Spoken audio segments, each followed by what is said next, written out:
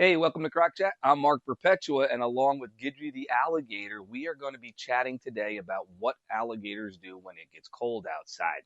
And in order to understand this fully, it's best to go over what it means to be ectothermic. An ectotherm is an animal whose body temperature will go up and down with the changing temperature of their environment. In other words, like all reptiles, alligators are cold-blooded. But that doesn't mean they won't seek out preferred areas to keep their body temperature optimal. Alligators, like many reptiles, are able to regulate their body temperature through behavioral adaptations. When alligators are feeling cool, they'll move into the sun. This is a video I took early in the morning at St. Augustine Alligator Farm when the alligators were climbing out to warm up for the day. Of course, if an alligator gets too hot, it moves back into the water. And this is a picture I took in the Everglades. It was July. It was about 95 degrees out at the time, so we saw mostly smaller alligators staying in the water and hanging near cover. Now, sometimes water can also be used to keep warm. Anybody who's ever gone swimming on a cool night will notice how warm the water feels compared to the air. That's because water holds its temperature longer and cools down more slowly. So at night, when the temperatures in the air are dropping, alligators will move into the water where they're able to hold on to their body temperature for a longer period of time. We also need to consider what is cold to an alligator. Cold is relative to where an animal lives. Now, alligators have a range further north than any other crocodilian. The range of the American alligator can be seen in this map. And while this part of the southeastern United States is usually quite warm, in the wintertime it can get cold for an alligator. In the winter, when air temperatures cool down significantly, alligators will spend all their time in the water. I have found that my captive gators won't come out of their pools unless the temperature is above 65 degrees.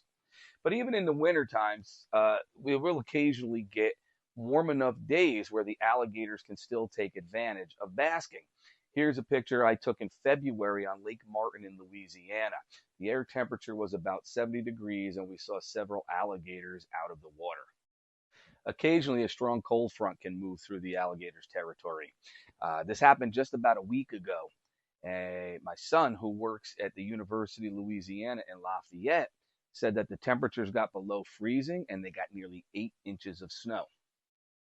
These pictures are from a small lake on the campus at the University of Louisiana in Lafayette. They show an incredible adaptation of what larger alligators do when it's cold enough for ice to form. These larger gators will stick their nose above the surface to create a breathing hole and then just wait it out until the ice melts. During weather this cold, an alligator's breathing rate along with their heart rate drops significantly. And since the cold temperatures slow their metabolism, they do not need to eat. It's also interesting to add that alligators typically stop eating when temperatures are below 70 and will go 2 to 3 months in parts of their range without a meal. Now, this is also where the science of water is important. It is the only substance on Earth that when it is about to freeze, it expands. This is why ice floats and forms on the top. This means that the water below the ice is above the freezing point and warm enough to protect the alligators during this cold front. You can see in this illustration how the air above is cold enough to freeze the water, but the water below is warm enough to help the alligator get through. While these behaviors work well for larger alligators, the smaller alligators wait out these cold fronts in burrows.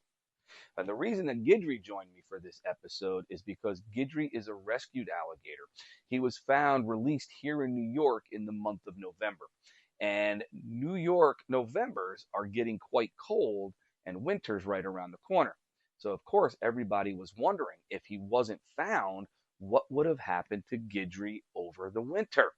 And I got to tell you, Gidry wouldn't have made it. Our winters are much longer and much more harsh than the ones down south. Our winters have days, if not weeks, with temperatures below freezing. That causes our ice to get 12 inches or more thick, and there's no way an alligator would be able to survive that with the same behaviors that his wild cousins use in their natural range.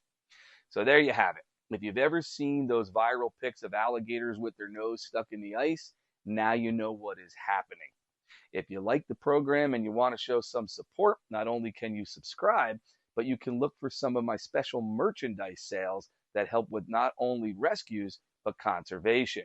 Right now, I have a pre-order on a special Crocodilian Conservation Project t-shirt, which can be pre-ordered by emailing me, or you can check out a book that I wrote, Alligators and Crocodiles in Nature and in Art, that's located or available on Amazon. So, once again, thanks for joining me. And until next time, later, Gator.